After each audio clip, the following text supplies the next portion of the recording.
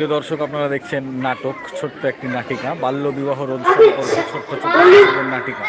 আমি স্কুলে যাচ্ছি। না ময়না, না ময়না, তোর আজ স্কুলে যাওয়ার দরকার নাই। তোর বাবা তোর জন্য বিয়ে ঠিক করেছে। কি বলছো? কি বলছো মা? আমি এখন বিয়ে করতে চাই না। আমি পড়াশোনা করে নিজের পায়ে দাঁড়াতে চাই। আমি এখন বিয়ে করতে চাই না বাবা। আমার মা।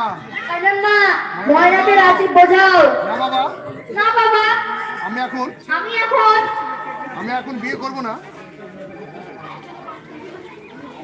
আমি এখন বিয়ে করব না।